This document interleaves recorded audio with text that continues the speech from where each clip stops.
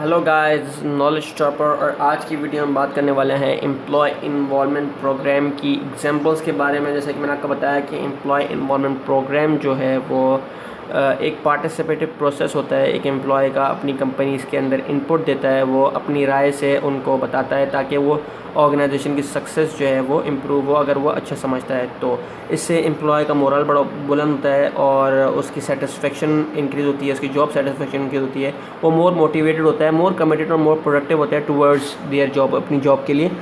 تو یہ ساری چیزیں اس کو پارٹیسپیٹیو انوالومنٹ کی وجہ سے، ایک امپلائی کی انوالومنٹ کی وجہ سے وہ اس کو جو ہے وہ اس کی جاب کے اندر انریچمنٹ ملتی ہے۔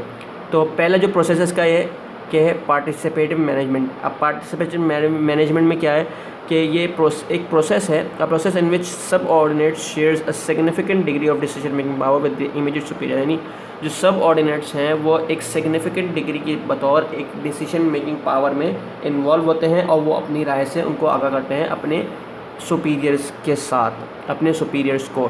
To make it work issue should be relevant, یعنی اگر کیونکہ امپلائی بھی کبھی کبھار ایسا ہوتا ہے کہ کم عقل مند ہوتا ہے یا زیادہ عقل مند ہوتا ہے، تو اس پہ ڈپینڈ کرتا ہے کہ وہ کیا مطلب امپلائی اگر وہ ریلیونٹ بات کر رہا ہے، کوئی پرٹیکولر یہ تو نہیں ہے کہ ٹاپک سے ہٹ کے وہ بات کر رہا ہے تو اس کی سنی جائے، تو اگر وہ ٹاپک پہ ہی بات کرتا ہے اور اس کے اندر جو ہے وہ ایک کام کرنے کا اور اس چیز کی اس کو سمجھ ہوتی ہے تو وہی اس کو انوالو کیا جاتا ہے۔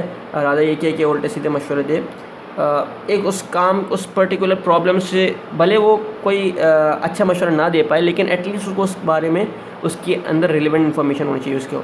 Employees must have competence and knowledge, یعنی اسی میں نے آپ کو بتایا کہ اس کا جو ایشو ہے وہ بھی ریلیونٹ ہونا چاہیے۔ اسی طریقے سے کمپیٹنس اور نالج ہونی چاہیے امپلائی کو اس پرٹیکولر پارٹیسپیشن میں انوالو ہوتے وقت۔ There should be trust and confidence between the involved party, یعنی دونوں پارٹیز میں آپس میں ٹرسٹ ہونا چاہیے، یعنی کہ یہ بندہ اگر کچھ سیکرٹ ہم ڈیسائیڈ کر رہے ہیں تو یہ باہر نہ بیچ پائے اور لیک نہ کر دے اس بات کو۔ تو اس کے اندر ایک پورا کا پورا پروسیس ہوتا ہے پارٹیسپیٹیو مینجمنٹ کا، جو کہ میں نے آپ کو بتایا کہ ایک پرٹیکولر ٹاپک پہ اگر بات کی جا رہی ہے تو اس کی ریلیونٹ انفارمیشن ہونی چاہیے۔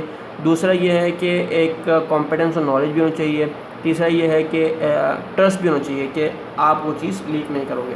تو یہ تھی پارٹیسپیٹیو مینجمنٹ۔ اس کے بعد ہم بات کرتے ہیں دوسری اگزامپل جو ہے وہ ہے ریپرزینٹیٹیو پارٹیسپیشن۔ اب ریپرزینٹیٹیو سے آپ کو ایک ورڈ سمجھ میں آ رہا ہوگا، یعنی ریپرزینٹیٹیو مطلب کہ وہ دوسروں کا ریپرزینٹیٹیو ہے، مطلب دوسروں کا ایک طریقے سے آپ لیڈر کے لیڈر کہہ سکتے ہیں آپ اس کو کہ دوسروں کو ریپرزینٹ کرتا ہے وہ۔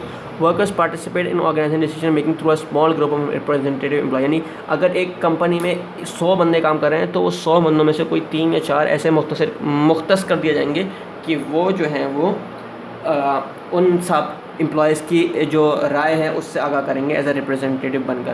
اس کے اندر 2 چیزیں ہوتی ہیں، ایک ہوتا ہے ورک کاؤنسلز۔ اب ورک کاؤنسلز میں کیا ہوتا ہے کہ چھوٹے چھوٹے گروپس نامینیٹ کیے جاتے ہیں، الیکٹڈ کیے جاتے ہیں امپلائیز کے، جو کہ کنسلٹ کرتے ہیں مینجمنٹ کی جب ڈیسیجن میکنگ انوالو ہوتی ہے، یعنی جب کہیں بھی ڈیسیجن لی جاتی ہے تو جو نامینیٹڈ گروپ آف امپلائیز ہوتے ہیں انہی کو ڈیسیجن میکنگ پارٹیسپیشن میں انوالو کیا جاتا ہے۔ دوسرا یہ کہ بورڈ ریپرزینٹیٹیو ہوتے ہیں، یہ بھی ایک فارم آف ریپرزینٹیٹیو پارٹیسپیشن کی ہے۔ امپلائیز سٹ آن اے companies board of directors and represent interest of the firms employees, یعنی دوسرے امپلائیز کا انٹرسٹ بتاتے ہیں ایز اے بورڈ ریپرزینٹیٹیو بن کر، وہ امپلائی بورڈ ریپرزینٹیٹیو بن کر دوسروں کی رائے سے جو ہے ان کے انٹرسٹ سے جو ہے وہ آگاہ کرتے ہیں۔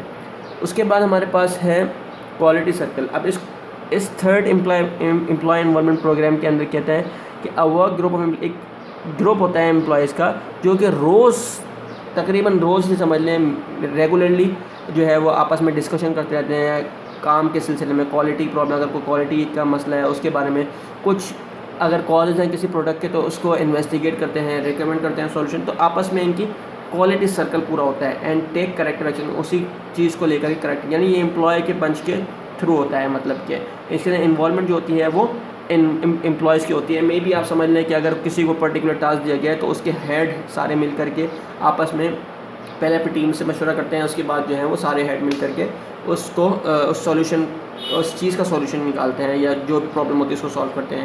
تو اس کی ایگزامپل جو ہے پروڈکٹ ڈیزائن اور مینوفیکچرنگ پروسیس میں نے آپ بتایا کہ یہ ساری چیزیں جو ہے وہ کوالٹی سرکل ان دونوں کے اندر موجود ہوتی ہیں۔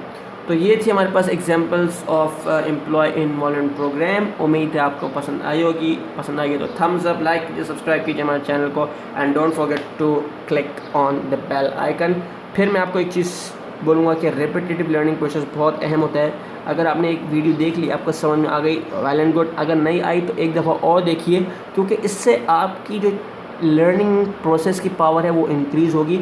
اور آپ کو پتہ ہوگا کہ اس ویڈیو میں، کیونکہ آپ نے ایک دفعہ ویڈیو دیکھ لی، آپ کو پتہ ہوگا کہ آگے ویڈیو میں کیا ہونے والا ہے. تو اسی وقت جب آپ ایک دفعہ دیکھنے کے بعد دوبارہ دیکھو گے نا، تو جو آپ نے پہلی دفعہ دیکھا ہوگا نا، وہ اس طریقے سے پتھر کی مانند سالڈ ہو جائے گا کہ وہ آپ کو کبھی نہیں بھولے گا.